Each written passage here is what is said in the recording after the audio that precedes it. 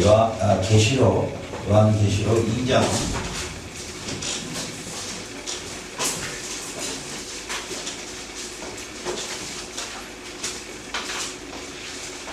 요한계시록 2장 6절 한 절만 합독하도록 하겠습니다. 요한계시록 2장 6절 같이 합독합니다. 오직 내게 이것이 있으니 네가 니골레 당의 행위를 미워하느니라. 나도 이것을 미워하노라. 아멘.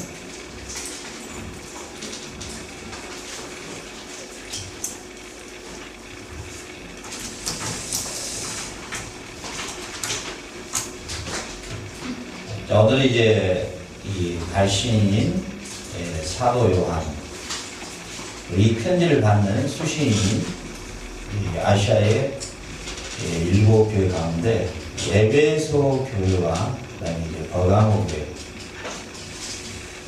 어떻게 보면은 오늘 이 메시지가 우리에게 주시는 주님의 직접적 계시의 편지의 핵심이라고 볼 수가 있습니다. 여러 가지 교회의 칭찬도 많이 있었지만은 이제 주님이 오시도록까지 이 종말의 시대 가운데 살아가는 이 교회와 이 성도들이 닥치는 그 환난과 여러 가지 고통과 고난 가운데에서 황제들의 핍박과 황제들의 환난보다도 더 무서운 이 교회의 환난과 핍박은 뭐냐? 이 니골라당의 교훈이, 이 니골라당의 가르침이 예수님이 오시도록까지 이 교회에 침투해 들어온다는 사실입니다. 두 번째는 이 발람의 교훈이 또 이 교회에 침투해 들어온다.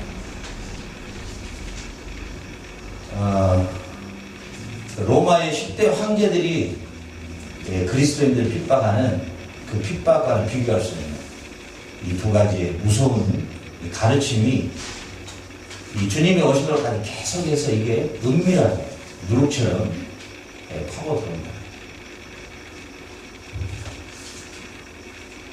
이 올무에 딱 걸리면은 영원한 영혼의 멸망을 자초할 수 있다는 것이죠. 그래서 오늘은 이 시간에 니골라당의 교훈과 발람의 교훈, 이 두 가지를 자세히 좀 살펴보면서 저와 여러분이 이제 신앙생활을 졸업이 연등되니까 주님 오시도록까지 이 두 가지를 철저하게 방어하고 스스로 교회가 여기에 이 올무에 빠지지 않고 우리는 철저하게 준비를 해야 된다는 것이죠.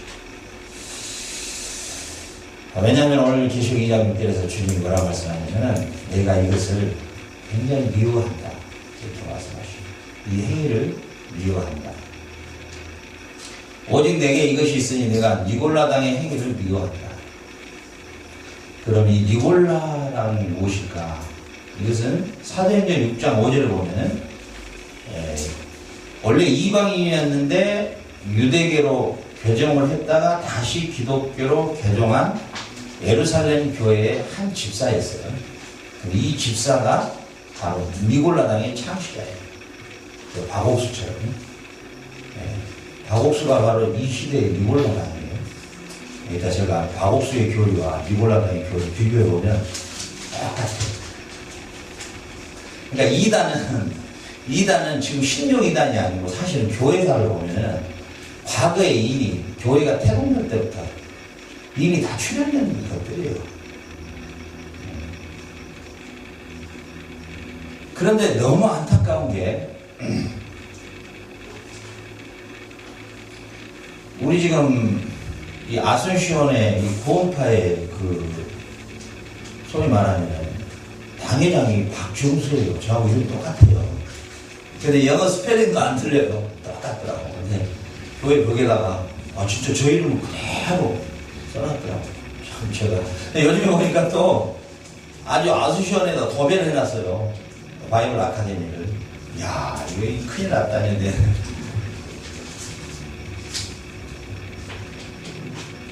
그런데 박옥수만 니골라당의 가르침을 흡사하게 가르치냐? 아니라는 것이죠.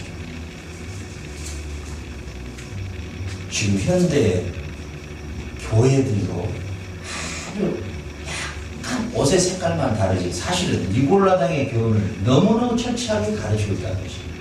특히나 이 대형 교회들, 이 니골라당의 가르침에 스스로 빠져 있는데도 우리는 구원파와 다르다 얘기하고 있다는 것입니다. 이것이 굉장히 무서운 거죠. 그 보슬비에 이 옷이 다 젖어가듯이 성도들은 그 니골라당의 교훈을 한 번, 두 번, 세 번 계속 들으면서 자기도 모르게 신앙이 정립이 되어버려요. 한마디로 집을 질 때 기초 공사를 하듯이 이 신앙의 기초가 딱 잡혀버려요. 이제 여기 한번 딱 틀이 한번 딱 잡혀버린 거 있잖아요. 그러면 그 이상의 틀은 절대 어떤 모양도 나오기가 힘들어요. 우리 지금 교회 한참 공사 중이죠. 그 가보니까 일자로 된 거 있잖아요. 이 주님을 이거 딱 찍어내고 있잖아요. 그 판이 딱 이렇게 있잖아요. 그러니까 판이 있더라고요. 그 틀이 어느새 형성이 되거든요. 우리 신앙. 이 틀이 한번 골격이 딱 잡혀져 버리잖아요. 이거 깨부식이라는 게요. 이거 정말 힘든 겁니다.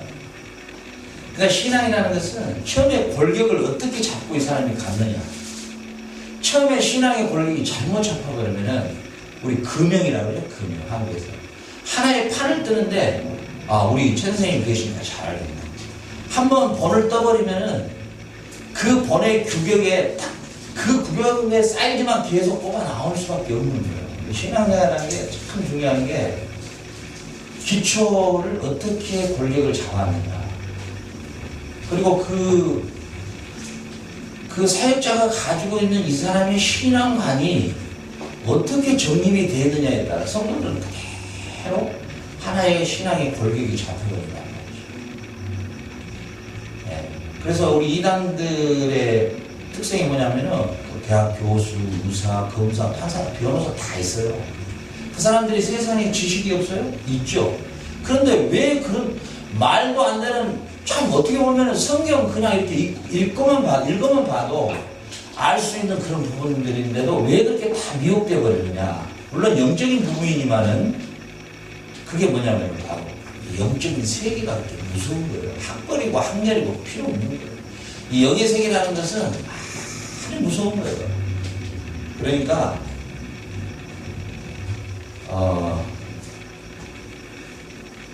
우리 특히나 우리 청년 우리 학생들 앞으로 신앙생활 오래오래 할 건데 오늘 이 시간에 평생을 뭐 여기에만 여러분들이 있을 수는 없잖아. 어딘가가 떠나야 되고 나하고 이별도 해야 되고 뭐 이 공동체를 다 떠나야지. 나하고 여기서 계속 있을 사람이 있어? 여기서 계속 있을 사람은 한 사람이 없잖아. 여러분들 다 가야겠지.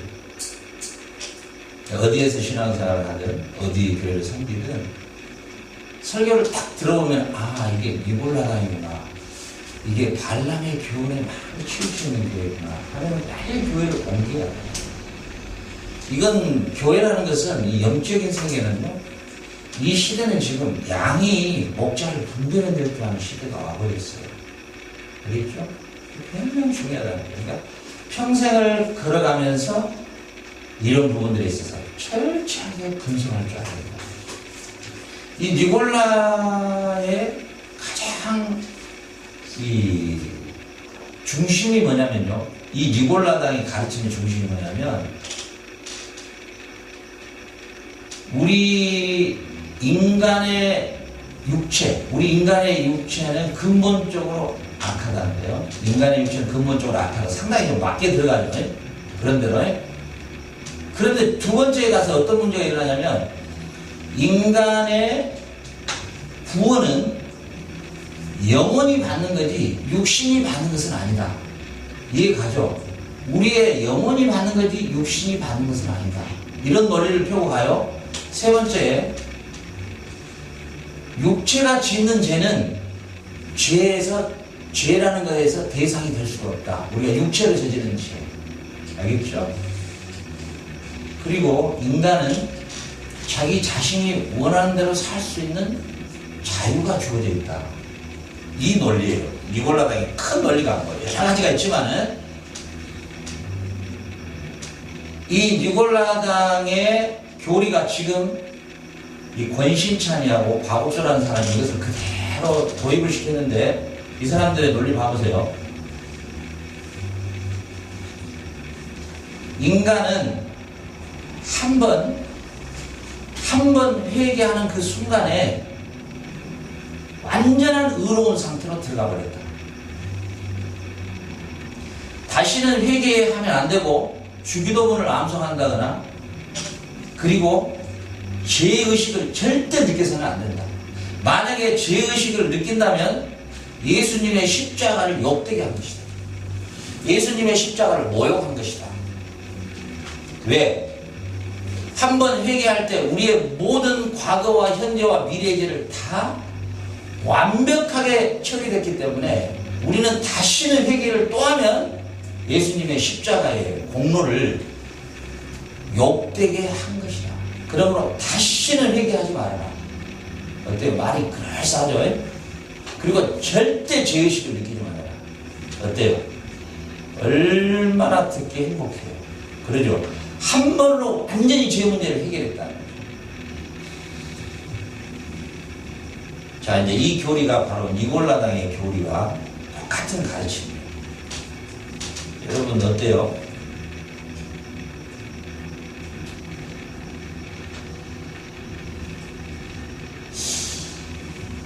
저는 이런 설교할 때 굉장히 부담으로 다가오는데요. 그렇지만은 목회자는 원리적인 것을 말을 하지 않으면 그 직무유기가 되기 때문에 제가 말하는데요. 우리는 주님 앞에 갈 때까지 우리 주님 앞에 죄의식에 대한 철저한 민감함이 살아있어야 돼요. 내가 하루의 나의 삶 속에서 이것도 죄구나, 이것도 죄구나, 이것에 내가 또 넘어졌구나, 이것에 내 자식이 또 팔려갔구나, 이것이 내 삶의 오늘의 또 실패구나, 계속적으로 반복하여 나에 대한 죄의식을 가져야 된다는 거죠. 어때요? 구원파가 가르치고 있는 교리하고 완전 정반대로 가죠? 죄의식을 느끼는 것은 그리스도의 십자가를 욕되게 하는 것이다. 우리가 죄를 저지르면 저질수록 그리스도의 그리스도를 다시 십자가에 못 박는 반복적인 우리의 죄악임을 인식하라. 성경은 이렇게 말하고 있는 것입니다. 우리가 죄에 대해 자유함이 아니라 죄에 대해 처절한 죄의식을 느끼고 살아가야 되는 것이에요. 우리는 그것이 우리의 존재론이에요. 그리고 한 번 죄사함, 내가 한 번 회개함으로 죄로부터 완전한 깨끗함을 받았다. 이 구원파는 이렇게 말하고 있거든요. 그런데 성경은 그렇게 말하고 있잖아요. 성경은 철저하게도 첫 번째, 예수를 통해서 구원을 받았느냐? 그러면은 현재 네가 구원받은 너의 행위가 뭐냐? 그리고 그 구원받은 회개한 그 오늘의 행위가 미래의 너에 대한 구원을 보증할 것이다. 그러니까 구원이라는 단어 자체가 세 시제로 과거와 현재와 미래로 확실하게 함께 함축되어 있다는 사실이에요. 그러나 구원파에는 과거만 한 번으로 단회적 사건으로 끝내버리는 것이죠. 어때요? 이게 구원파만 이렇게 가르칠까요? 죄송합니다만은 제가 분석해 본 결과는 현대 교회의 90%가 과거 시제만 계속 선포해주고 있다는 사실입니다. 여러분, 예수의 피로 말미암아 현재와 과거와 미래의 죄가 완전하게 해결됐습니다. 이 선언을요, 특히 대형교회로 갈수록 이게 완전히 세일하고 있죠. 얼마나 성도들이 부담 없을까요? 근데 그게 구원파의 교리고 그게 니골라당의 교훈이라는 사실. 우리의 구원은 얻었다함도 아니요. 바울은 그렇게 고백하고 있는 거예요. 내가 구원을 확신히 얻었다함도 아니요. 나는 오늘 두려움과 떨림으로 구원을 이루어가노라. 바울같이 살았던 사람도 그렇게 고백하고 있는 것이죠. 참 원론적인 것을 이야기가 참 부담스러운데요. 여러분 구원받았다는 증거를 어떻게 여러분들은 가지고 계십니까? 여러분이 회개했다는 증거를 뭘로 변증할 수 있겠냐 말이에요. 그 증거물이 뭡니까? 오늘의 여러분의 거룩한 삶의 내용이에요. 그리고 온전한 가치관의 변화입니다.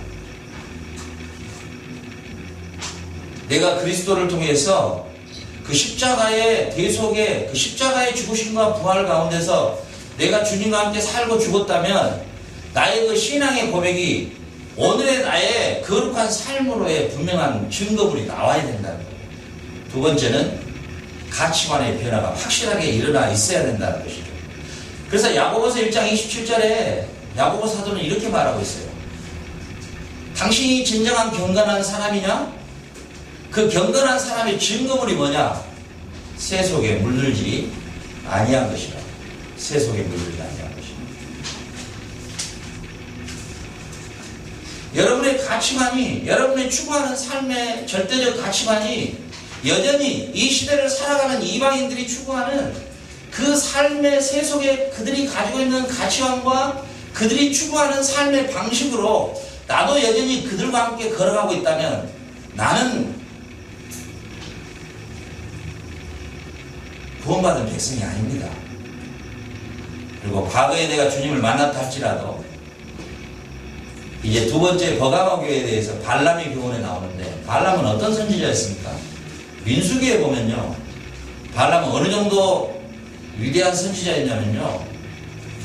그가 복을 빌면은 진짜 그 상대방이 복을 받았고 그가 저주를 내리면 진짜 저주가 내려졌을 정도로 그 메소포타미아에 살아있는 하나의 위대한 선지자였어요. 근데 그가 그 발락이라는 그 모압왕 발락이라는 사람에 의해서 이스라엘 백성들이 가나안을 막 치고 들어가려니까 겁이 난 모압왕 발락이 이 땅에서 누가 최고 그 신에게 저주와 축복을 하면은 그대로 이행되는 선지자가 누구냐 알아보니까 이 발람이라는 선지자라는 것을 알아냈어요. 그 발람이라는 그 선지자를 찾아내가지고 너가 지금 이스라엘들이 우리 땅을 침공해 들어오려는데 네가 여기서 저주를 한번 해주면 세상의 명예와 부귀와 모든 것을 다 주겠다. 거기에 현혹돼서 결국은 저주를 내리러 갔다가 하나님이 나귀의 입을 통해서 그 입을 막아버리고 오히려 그 이스라엘 백성을 축복했던 그 선지자가 있어요. 위대한 선지자.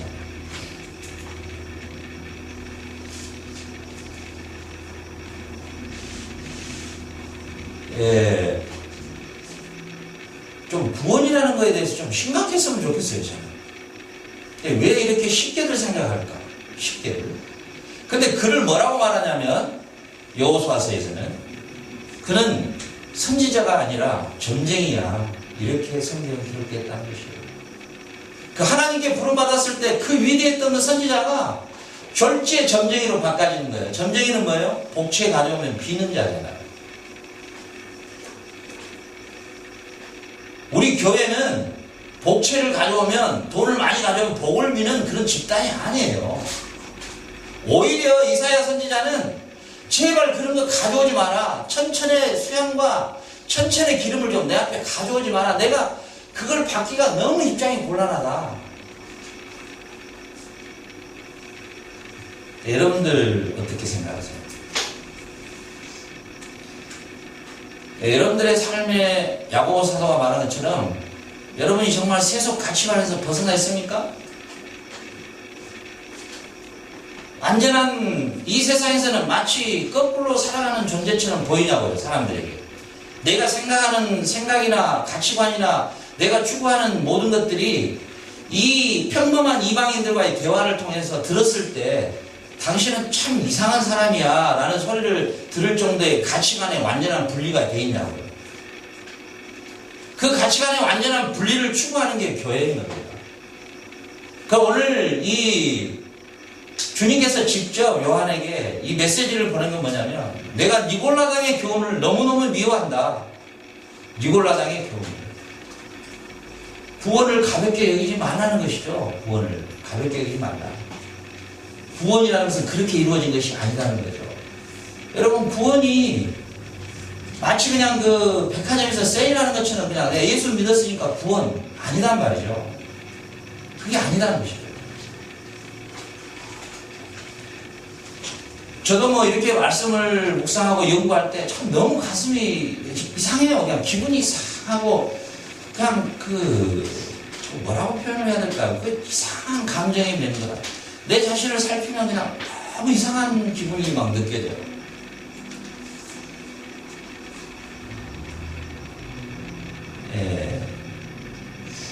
아니라는 것이죠.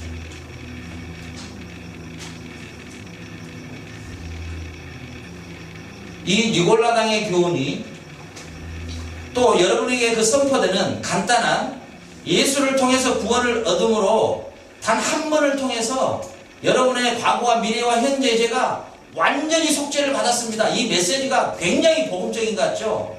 그러나 이것은 무엇을 조장하냐면 우리의 죄악을 합리화시키는 일에 아주 1등 공신이 되는 거예요. 구원을 과거 시제로 마무리를 쳐버리면요, 오늘의 구원과 미래의 구원에 대한 긴장감이 사라져버려요. 근데 바울은 그의 삶에 매일마다 구원에 대한 두려움과 떨림을 이루어가고, 자기가 구원을 얻었다, 과거형에도 자기는 절대로 자기 자신이 긴장을 놓치지 않았어요. 나는 구원을 얻었다 한도 아니요, 내가 오늘 두렵고 떨림으로 구원을 이루어가며 나는 생명의 멸류관을 받으러 갈 때까지, 내가 생명의 멸류관을 받으러 갈 때까지 선한 싸움을 다 싸우고 나의 갈 길을 다 달려갈 것이라고, 미래형을 또 나타날 때도 두려움과 떨림으로 가는 것이죠.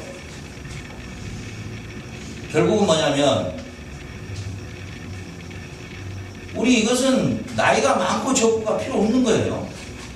여러분들의 삶에 오늘의 구원의 분명한 현재 시제가 나타나야 된다는 것이에요. 그것은 성경 전체를 설명하려면 힘드니까 나의 가치관의 변화가 일어나 있느냐 없느냐예요. 한마디로 말하면, 내가 생각하는 것이나 내가 계획하는 것이나 내가 행동하는 행동 양식이 과거나 지금이나 별반 다를 바가 없으면 그것은 둘 중에 하나예요. 구원에서 떨어진 자 아니면은 신앙의 아주 초등, 아주 어린 아이, 성경에서 말하는 아주 어린 아이의 수준이든지 아니면은 구원에서 이미 멀어진 자예요. 결국은 주님이 결국은 우리에게 요구하신 것이 뭘 알아요, 여러분? 이게 참 안타까운 일이에요. 주님이 우리에게 사실 요구하는 건요, 성경 전체를 보면요, 주님과의 거룩한 삶입니다. 주님과의 사귐이에요. 주님과의 교제입니다. 주의 성령의 통치함을 받는 것이고, 우리의 거룩한 세계관의 가치관이 변하고요, 우리의 행동 양식이 변화입니다. 그리스도의 형상의 인격으로의 성숙함이에요. 여전히 입으로는 찬양을 하고 여전히 입으로는 복음을 전해도 그의 생각의 사고가 여전히 변화가 없이 여전히 찬양의 자리에 설 때는, 기도의 자리에 설 때는, 말씀의 자리에 설 때는, 성도들 앞에 설 때는 아주 아름답고 고상한 것 같은데, 어떤 조그마한 이해관계, 자기의 자존심을 좀 건든다 할지, 자기를 조금 이럴 때 나타나는 그 현상들을 보면 본질적 변화가 없는 거예요.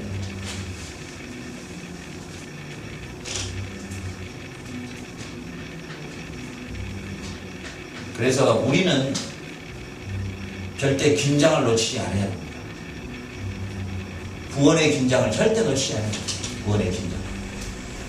이 니골라당의 가르침이 교회를 타락하게 만들었고, 이 발람의 가르침이 교회를 타락하게 만들었고, 구약의 이스라엘 백성을 24,000명이나 연병에 걸려서 죽게 만들어버린 그 엄청난 죄악의 주범자가 바로 발람이 가르치는 교훈이라고, 그가 가르쳤던 교훈이 그 이스라엘 백성을 멸망시켰다고 성경에 기록되어 있는 사실입니다.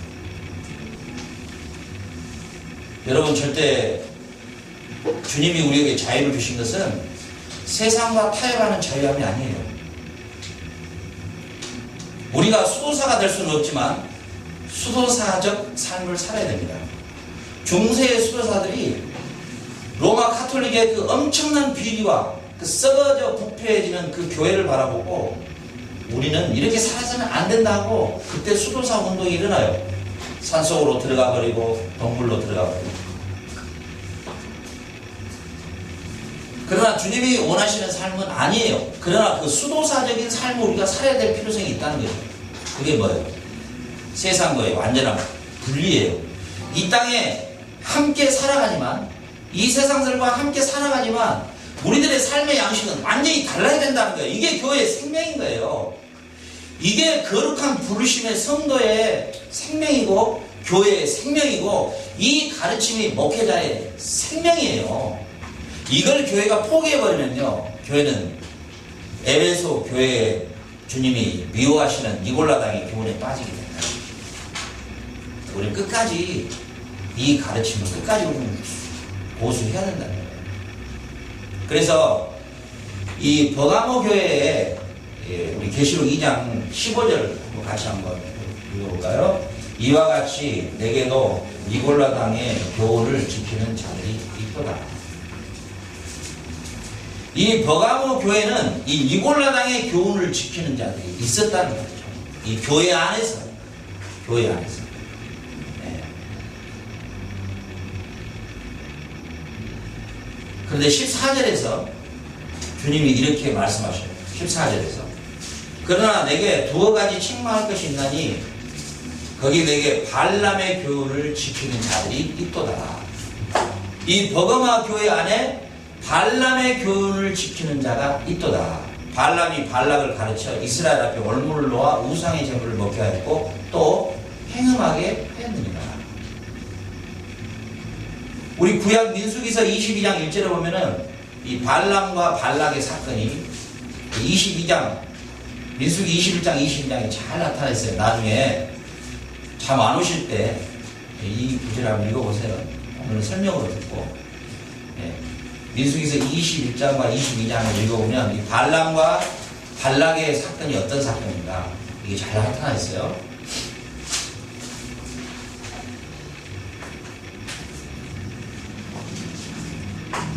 이 발람 선지자가 제가 방금 이야기했던 것처럼 어느 정도까지 하나님께 쓰임을 받았던 선지자였냐면 그가 진짜 저주하면 저주가 내려버렸어요.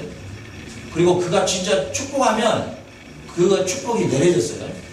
그런데 이 여호수아 13장 20절에 이렇게 기록되어 있어요. 그를 더 이상 선지자라 부르지 않고 점쟁이로 부르신다고 기록했어요. 그 위대한 선지자가 하루아침에 점쟁이가 되어버렸단 말이죠. 점쟁이.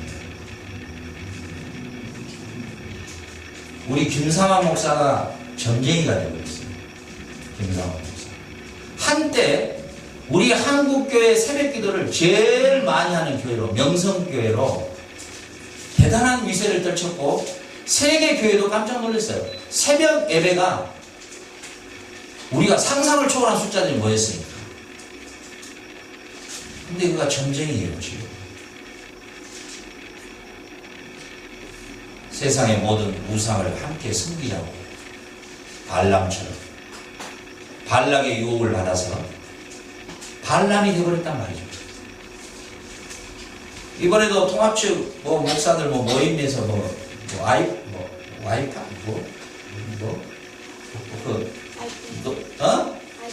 아이패드인가 그걸 하나씩 선물로 줬다고 해요. 이제 수습하려는 거죠. 점쟁이에요. 그 한때 그렇게 영성이 깊고 한때 그렇게 잘 나갔던 사람이 하루아침에 점쟁이로 빠져버리는 거야. 왜? 발락의 유혹이 그렇게 무서운 거야. 이 모압왕 발락이 발람을 유혹할 때 네가 와서 한 번만 해주면, 네가 와서 부산에서 WCC 집회 이용장 한 번만 해주면 네가 얻고 싶은 걸 다 얻게 해주겠다. 세계 모든 기독교 채널이 네를 높여줄 것이며 네의 명성은 세계로 높여질 것이다. 첫 번째 왔을 때 받아들였을까요? 고민했죠. 발람도 고민했어요? 두 번째 또 찾아왔어요. 추경영하고 인터뷰를 할 때 어떻게 얘기했냐면, 그거 여러분 저 말이 아니에요. 유튜브에 가면 다 나와 있어요. 우리 친척은 불교인이다. 불교는 불교대로 구원이 있고 기독교는 기독교대로 구원이 있기 때문에 우리는 서로 존중하고 살기 때문에 우리 친척 안에도 모임에도 전혀 문제가 없다. 불교는 불교대로 구원이 있고 기독교는 기독교대로 구원이 있으므로 모든 종교를 존중해줘야 된다. 점쟁이가 됐죠.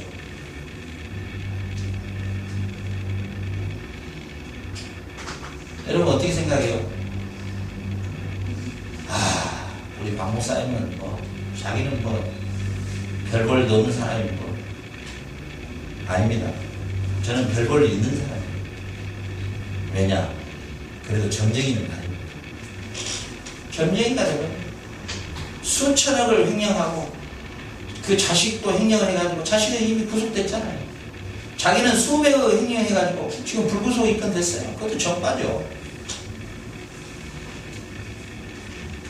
어때요? 한때 이 사람들이 얼마나 잘 나갔던 사람이냐고. 얼마나. 한때. 예? 제가 요 앞전에도 이야기했지만 일본의 요도바시교 요한 동경교 유명해요. 거기 그 핵심 그 개척 멤버의 집사가 제가 한국에서 개척할 때 그 같은 우리 그 개척 멤버였어요. 그래서 그분에 대해서 나에게 입이 닳도록 자랑을 해요. 청년들. 그 요도바시 교회가요, 일본에서는 불가능한 일이에요. 우리 한인만 2,000명이에요. 중국인이 700명. 일본 현지들이 1,000명이 넘어요, 교인들이. 그 요도바시 교회 그 출신들은 한국에 오면은 직장 생활하면 교회에 11조 내고 11조 따로 내서 그 요도바시 교회로 보내는 거예요. 자기들 청년 때 그렇게 자기들 케어해주고 훈련시켜줬던 목사이기 때문에. 이번에 사표를 내고 비참하게 길거리에 나앉았죠. 불륜의 관계를 저지른 거예요. 불륜의 관계. 그리고 교육자들을 폭행하고, 여교육자들 특히나 폭행하고, 자기 방으로 들려들어서 안마해라고 마사지해라. 한때 일본에서요, 이 사람이 어느 정도까지 일본 선교의 대부로 알려졌어요. 대부로. 그리고 이 사람은 일본의 좌파에 끌려가가지고요, 테러를 당해가지고 다리뼈 불러져 버리고요, 광대뼈 나가버렸어요. 죽을 줄 알았어요. 살아났거든요. 그 엄청난 영적인 거장이었는데 하루아침에 점쟁이로 가버립니다. 왜 그럴까요? 이 니골라당의 신학이 그들을 사로잡고 있다는 사실. 그 가늠하는 목회자들의 특징이 뭔지 아십니까? 내가 구원받았으니까 회개하면, 주님이 용서하면 그걸로 되니까. 그게 타고 올라가면요, 그게 바로 니골라당의 교훈이에요. 그게 구원파예요. 그 구원파가 그래서 육체적으로 범죄하는 것은 전혀 양심의 가치를 안 느끼는 거예요. 죄에 대한 죄책이 없는 거예요. 그건 뭐예요? 그건 끝나는 거예요.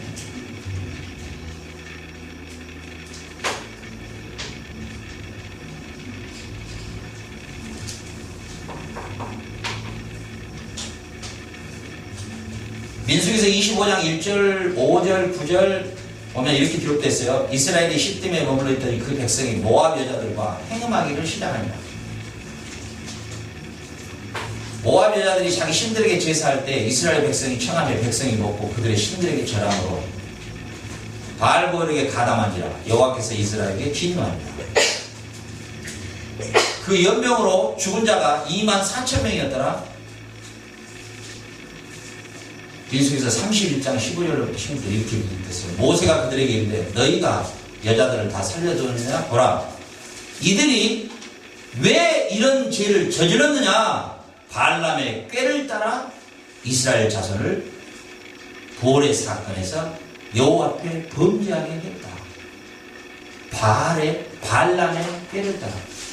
이 발람이라는 이 존재가 결국은 24,000명을 한순간에 하나님의 진노로 죽어버리게 만들었는데, 이놈이 가르침이 어떤 가르침이었느냐? 이 가르침이 오늘 계시록에서는 니골라당과 발람의 교훈이 함께 짝을 이루고 있다는 사실이에요. 결국은 뭐예요? 발람이 가르치는 추구, 그가 생각하고 있는 그의 세계관은 내가 명성을 얻을 수 있고 내가 돈을 얻을 수 있고 발락이라는 존재가 나타나서 나를 유혹하면 나에게 그런 권세와 명예를 나에게 줄 수 있다면 나는 그것을 취할 수만 있다면 저주할 자에게 축복할 수도 있고 축복할 자에게 저주도 낼 수 있다는 거예요. 이게 현대교회 아니겠어요? 현대교회 아닐까요? 그 성도가 도둑질을 하고 술 장사를 하고 불의한 방법으로 내는 헌금을 받지 아니하죠. 그리고 그가 비록 헌금 생활을 단 한 번을 하지 못한다 할지라도, 그가 병들었다 할지라도, 무식하다 할지라도, 그가 결코 하나님 앞에 정결하게 살아가는 그 성도를 존귀하게 여겨야 되지 않을까요? 우리 교회에 앞자리에 앉는 사람이 누굴까요? 헌금을 많이 한 사람일까요? 교회를 건축하는데 일조를 한 사람일까요? 우리 한국의 교회뿐만 아니라 세계 교회는 이미 발람의 교훈 안에 다 빠져버렸다는 사실입니다. 그들은 뭐예요? 그들은 행음하게 만들었다. 음행을 저지르 모압의 여자들에게 다 무릎을 꿇도록 만들었다는 거죠. 모압은 상징적 용어로 하나님의 백성을 타락해 만드는 주범들이에요. 지금 이 시대에 우리 성도들을 행음하게 만들고 그들에게 무릎을 꿇게 하고 우리의 영혼을 완전히 사장시켜버리는 이 현대판 모압은 뭐냐? 이 교회에서 선포되는 공로주의예요. 누가 교회를 위해서 많은 일을 했느냐? 누가 가장 헌금을 많이 내느냐? 누가 가장 교회를 이끌어가는데 막강한 힘을 발휘할 수 있느냐? 이 사람이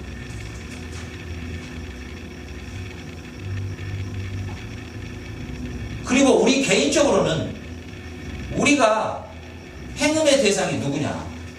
행음의 대상이 누구냐?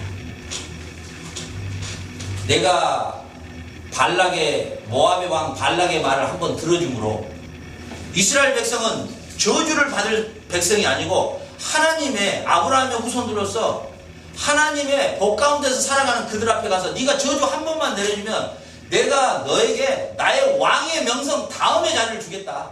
한 번만 해달라. 발람이 거기에 무릎을 꿇어버렸잖아요. 우리의 신앙생활에 있어서 이 발락이 요구하는 이 유혹은 수없이 우리에게 찾아온다는 거예요. 무릎을 꿇어라는 거예요. 한 번만.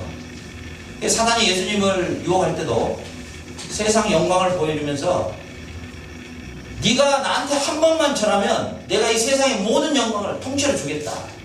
이렇게 사단이 하나님 자체이신 예수님을 유혹을 했어요. 근데 우리는 어떻게 했어요? 저와 여러분의 삶 속에서 하나님을 경배하고 오직 하나님만 섬기는 일에 그 섬기는 일에서 자기를 경배하게 하도록 만들고 자기에게 절대 관심을 쏟게 하는 그 대상이 바로 발락입니다. 여러분의 관심은 어디에 쏟아 있어요? 오늘 하루의 삶 속 어디에 쏟아져 있었습니까? 하나님과의 은밀한 사귐이었습니까? 교제였습니까? 사업장에서 내 삶의 공간 안에서 내가 그분과의 은밀한 교제였습니까? 오늘도 나의 거룩함을 추구하고 나의 죄성에 내 안에 심령에 통분한 울음을 울었습니까? 그리고 내가 참으로 오늘 주님이 오실 것처럼 그 재림의 신앙을 가지고 오늘 주님의 심판대 앞에 내가 설 것처럼 오늘 하루를 진지하게 생각하면서 살았냐는 거죠. 주님과의 은밀한 교제가 있었느냐는 거죠. 주님과 함께하는 호흡이 있었냐는 거죠. 주님이 나에게 원하는 음성을 들어봤냐는 거예요. 나하고의 주님하고 관계는 아무 관계없이 살았냐는 거죠. 내가 어디에 초점을 맞추고 살았냐는 거죠. 어디에 나의 삶은 모든 것이 집중되어 있었고 오늘 하루에 나의 삶은 어디에다가 다 관심을 쏟았냐는 거죠. 나의 모든 에너지를 어디다가 쏟았냐는 거죠. 그렇죠? 내가 먹으나 마시나 사나 죽으나 주님의 영광을 위해서 산다라고 하면서도 나의 삶의 에너지를 쏟는 그 가운데 내가 영광을 스스로 취하고 그 가운데서 공부하는 그 가운데서도 발락의 음성에 여러분이 무릎을 꿇었냐는 거죠. 내가 이걸 한번 함으로써 사람들에게 높임을 받을 수 있는 그 발락의 음성에 나는 좋아했냐는 거죠. 말은 하나님의 영광을 위해서 한다고 하면서도 그 깊은 내면에서 발락이 너 이걸 통해서 네 영광 받아야지 이 음성에 귀를 기울이고 만족해 했냐는 거죠. 이번에 이 목사님이 설교한 것처럼 진짜 똥처럼 여겼냐는 거예요. 똥처럼. 주님이 높아지는 일에 오직 주님의 영광된 일에 그 발락이 나에게 그런 유혹을 던졌을 때 똥처럼 여길 수 있냐는 거죠. 이 똥 같은 소리를 어디서 하고 있느냐. 이런 과감한 영적인 우리의 그 의식 안에서의 이런 아주 예민한 우리의 영적인 그런 삶의 하루에 이 초점을 맞춰야 된다는 거죠. 이 발락은 우리에게 계속적으로 민수기서에 나타난 한 인물이 아니고 계속적으로 우리는 이 발락은 유혹의 주파수를 던지고 있다는 거죠. 그 유혹은 뭐였어요? 네가 한 번만 축복할 자에게 저주해주고 저주를 할 자에게 축복만 해주라. 그러면 너에게 모든 걸 주겠다. 우리 한국에는요, 돈 있는 장로들은 담임 목사가 신방을 하고 저기 그냥 새방에 전전한 사람은 부목사가 하고 그 다음에 저기 병들어 있는 사람은 전도사가 하고 그래서 당회장 목사가 가장 부유한 집에 가서 반란의 이 띠아토를 하는 거죠. 이 장로 이놈은 나쁜 놈이고 도둑질하는 놈이고 부정하게 사람의 모든 걸 착취한 이 원흉이거든. 거기 가서 반란의 교훈을 쫓아주는 거죠. 진짜 당신이 이렇게 살면 하나님 앞에 당신 영혼은 멸망합니다. 이렇게 선언해 줘야 될 우리가 그곳에서 반란의 메시지를 전하는 거죠. 당신을 축복합니다. 당신의 사업장을 축복합니다.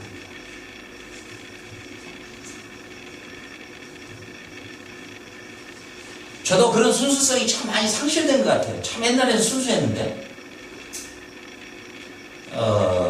한국에 우리 그분이 집사님이었는데 일천석이라고 아주 큰 횟집을 했어요. 새벽기도 잘하고 그런 분이에요. 내가 그 길을 한 번만 오세요, 한 번만 오세요. 그래서 나 한 번 갔어요.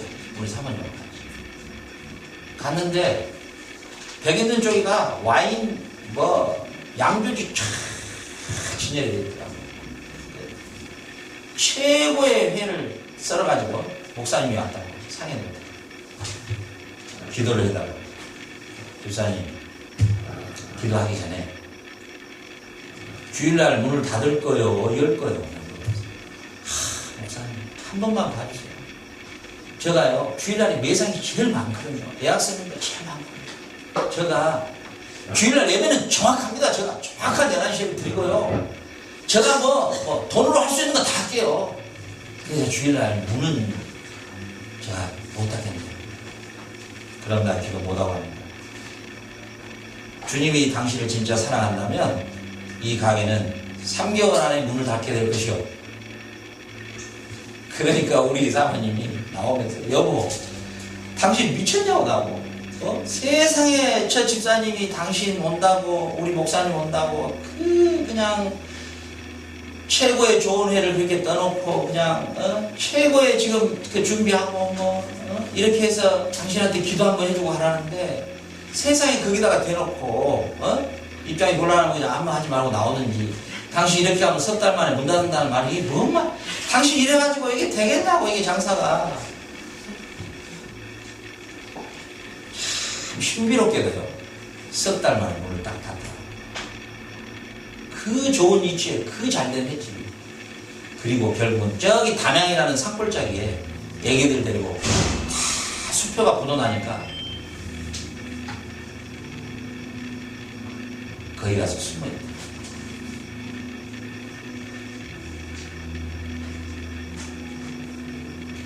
이 시간에 우리 집에 들어올 사람이 없는데? 나가? 이거 어찌 된 거야? 나갈 사람도 들어올 사람도 없는데 누구요?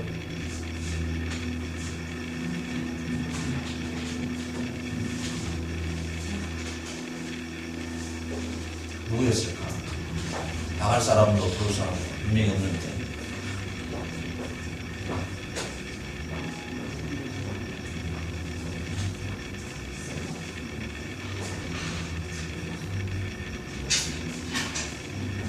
아까 우리 어디로 들어오셨어요? 이쪽으로 들어오셨어요? 여기 안에 있다가 나갔다. 이야. 이거 뭔 일이지?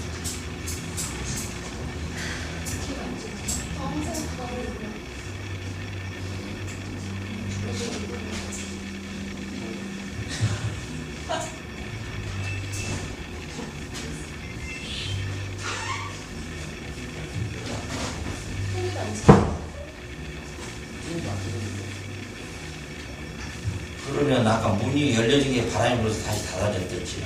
둘 중에 하나. 이야, 신기하다. 어? 어떻게? 좋아, 이제 그렇게 하고. 그건 그거고, 이제 우리 설교를 계속 해야지. 그래서 제가 저 담양이라는 꼴짜기에 애기들 둘이를 데리고 이 사람이 한국 가계수표를 남발하는 구속이에요. 여기는 어떤 가지 모르겠어요. 가계수표를 남발하는 무조건 구속이에요. 그 산속에 숨어있더라고요. 그래서 제가 갔죠. 만났어요. 이제 잡히면 바로 구속에 이게 너무 남발을 많이 해가지고 그래서 그 수표를 줘가라고. 그래서 일단 그 수표로 고발을 한 사람 10명을 제가 뽑아가지고 그 당시 돈으로 제가 5천만 원을 만들어줬죠. 그래서 그분이 감옥을 안 가고 지금 뭐 서울에서 아주 잘 살고 있다는 소식만 들었어요. 제가 그랬죠. 집사님, 이번 교훈을 통해서 다시는 하나님 앞에 정말 주님이 당신을 사랑하기 때문에 이 바다까지 떨쳐놨으니까 앞으로 이렇게 살아갑니다. 그리고 당신 내가 석 달 만에 이 가림을 단다 했을 때 서운하다고 교회까지 옮겼지. 여러분,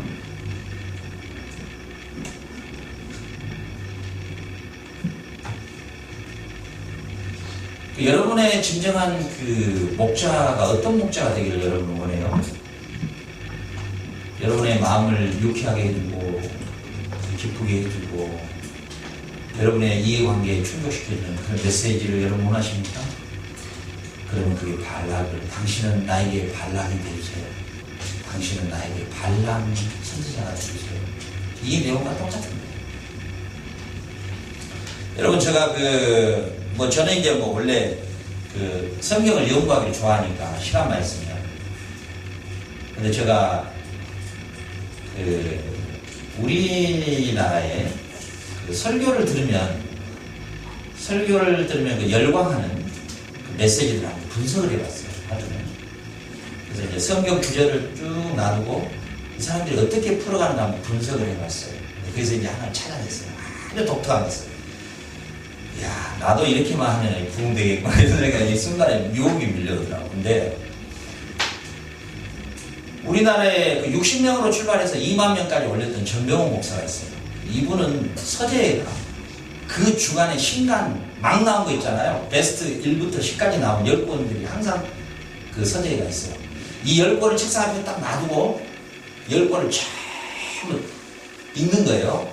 읽으면서 우리 인간이 추구하는, 우리 인간이 그렇게 되고 싶어하는, 미인이 되고 싶다, 부자가 되고 싶다, 건강하고 싶다, 출세하고 싶다, 많은 돈을 얻고 싶다, 이런 부분들의 책에서 그 발췌를 해요. 일단 다 발췌를 해요. 누구든지 그 소리를 들으면은 내가 추구하고 있는 그 욕망에 딱 그 스파크가 일어나게 돼 있는 그것들만 하다못해 어떤 책도 하냐면요. 주식 투자 이렇게 하라. 1억에서 100억까지. 이런 책들까지 다 구입해서 아주 딱 들으면 그냥 아주 딱 스파크가 일어날 수 있는 메시지만 잡아내요, 책에서. 그걸 전체적으로 조합을 시켜놓고 거기다가 성경 구절을 삽입시키는 거예요. 제목이 뭐냐? 제목. 이쁜 여자에게도 이유는 있다. 이렇게 제목이 가는 거예요. 보세요. 이쁜 여자에게도 이유가 있다. 성경은 이쁜 여자에게 이유가 있다는 말이 없어요.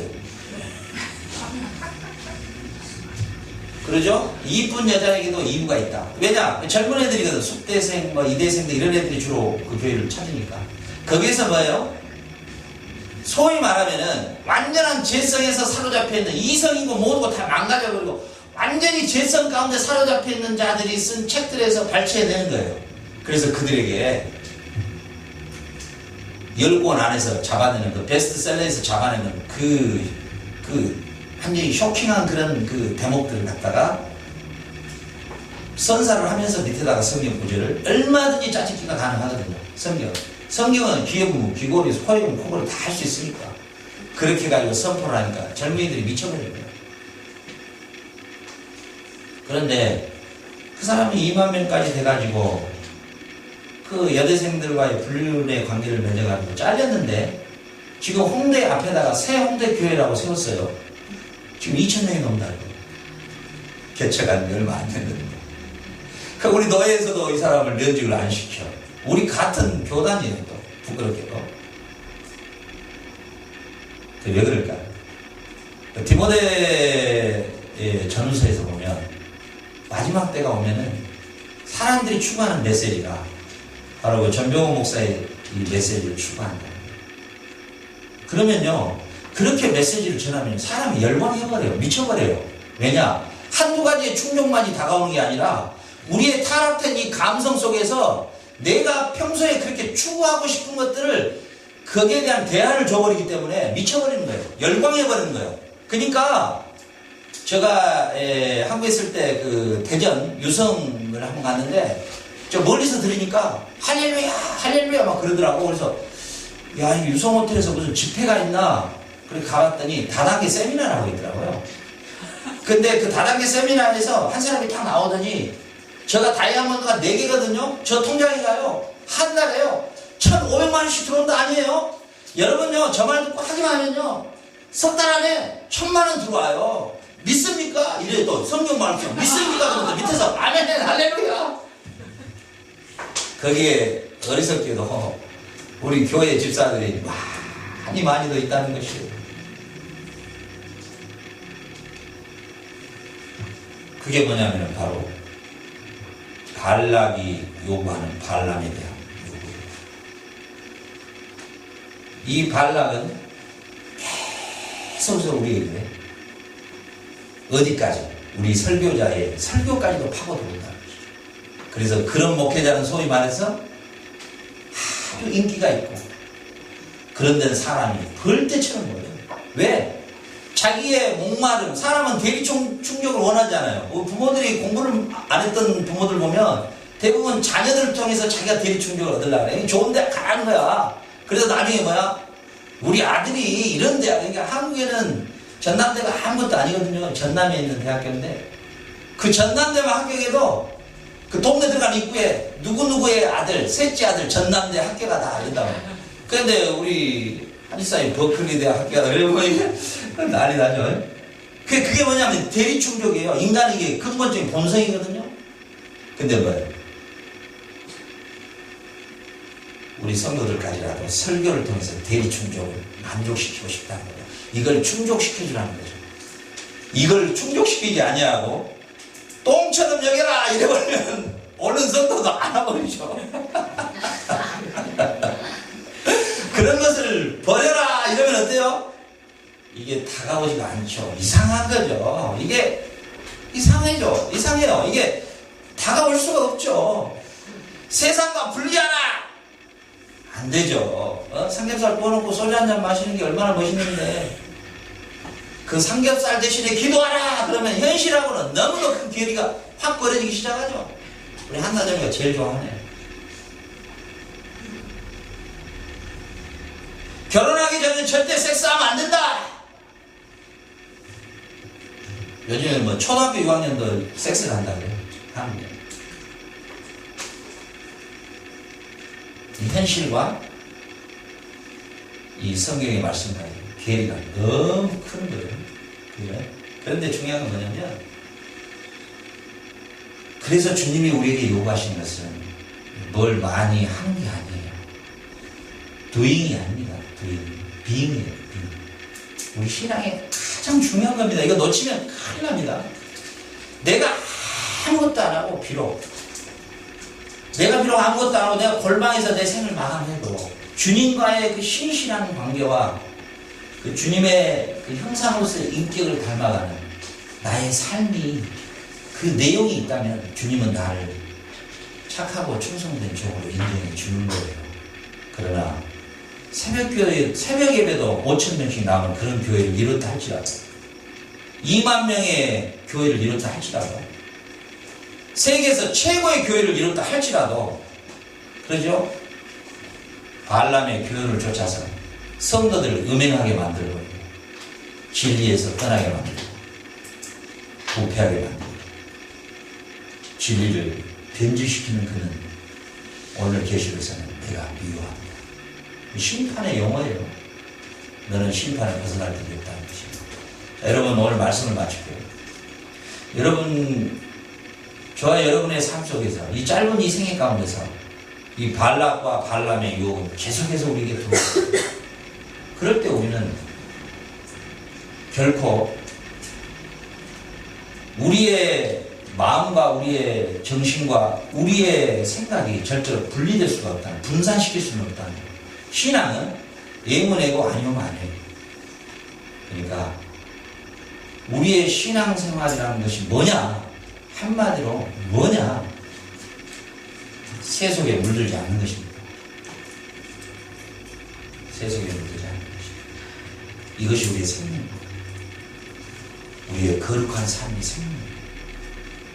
거룩하다 하니까 뭐 도깨비 같은 목소리로 할렐루야 뭐 이게 아니고 우리의 세계관에 우리의 가치관에 완전한 이방 사람과의 분리예요. 이게 구원이에요. 이게 구원.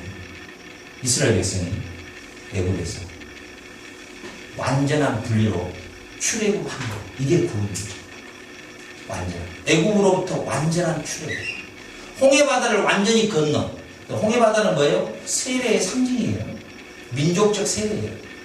완전한 분리예요. 우리의 삶이 이 세상의 삶의 사람들의 삶의 가치관과의 완전한 분리함을 가져야 된다.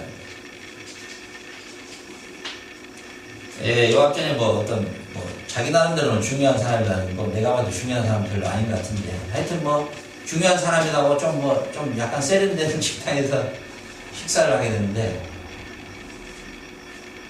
내가 거기 앉은 자리에서 굉장히 내가 조금 좀 생각을 해볼 시간이 좀 나갑니다. 나도 얼마든지 나도 발람이 될 수 있겠구나. 얼마든지. 그 가능성이 나에게 99%가 있구나. 얼마든지 발락의 유혹에 난 넘어갈 수 있는 존재구나. 정신을 바짝 차려야겠다. 이런 생각을 하게 됐는데 우리의 환경과 여건과 우리의 상황에 따라 우리가 발람도 됐다가 발락도 됐다가 이런 삶의 계속적인 우리의 영적 싸움인데 우리는 어찌됐든 간에 오늘 말씀을 통해서 우리는 이 세속의 가치관에서의 완전한 분리를 해야 된다는 것입니다. 그리고 우리는 결코 그 조그마한 유혹 안에서 그 조그마한 유혹의 손길 안에서 우리는 절대로 발람처럼 비참하게 원래 그는 선지자였으나 이제 그는 전쟁이다. 이렇게 여호수아서에 기록된 우리 개인의 스토리도 그렇게 남겨져 있는 비참한 결코 남겨서는 안 될 것입니다. 이것이 구원입니다. 오늘의 구원의 표지입니다. 내가 발람과 발락의 길을 걷고 있는가 아니면 내가 나와 내 집은 오직 여호와만 섬기겠노라. 여호수아의 그